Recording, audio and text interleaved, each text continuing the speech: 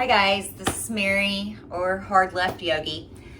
So a lot of students ask me how to get their heels down in a yoga class.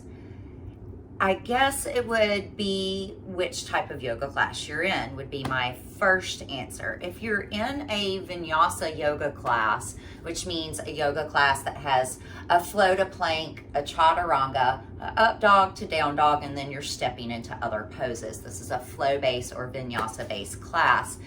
If you're in one of those classes, your heels probably won't go down because the stance of your down dog tends to be a lot longer from foot to hand than it does in some other genres that would just have you do down dog on its own, or their flow through plank to chaturanga is different. And so what do I mean by that?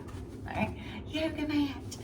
So we have, let's see where I can get into the shot onto the ground. All right, so we have a vinyasa class, and you'll see that your feet are far enough back so that when you shift forward into plank that your shoulders are over your wrists, and then you'll come even more forward as you lower down, flipping onto the tops of the feet to lift the thighs and up dog. When you roll over the toes, it pulls your heels way back again, and then you're set up in this nice long expansive down dog that your heels might not go down. If you are in, say, an Iyengar class, which is kind of like a no flow or alignment based class, or if you're in a Ashtanga class that tends to do an 8-point pose transfer to our up dog, which looks like this. So in a Ashtanga or another type of class that would use an 8-point pose to a flow, my heels are down in this position. I'll float forward, but notice when I float forward, I'm way past. So that how they compensate is they bring everything in and they scoot through, going really, really low, and they're starting like here, chest, knees, chin, and then they're sliding into their up dog. And then they're taking that same route back out.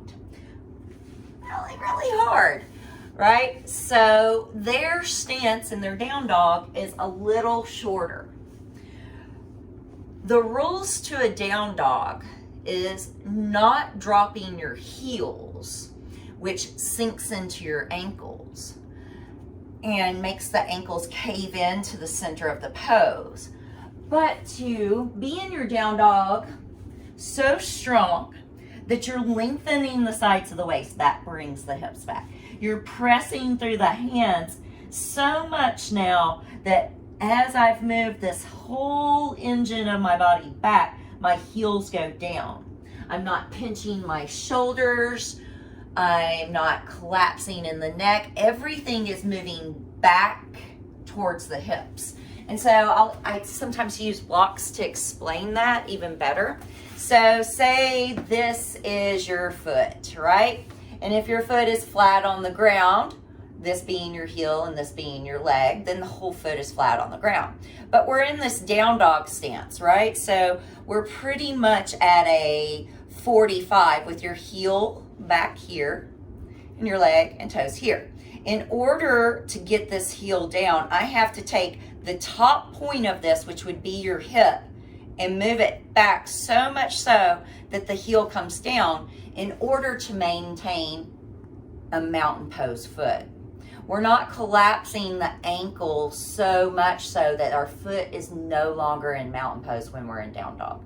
And so when we take it all into the Achilles tendon and the ankles to get the heels down, then we're negating what the posture can do for us. So I tell most students, I want your feet to look alive.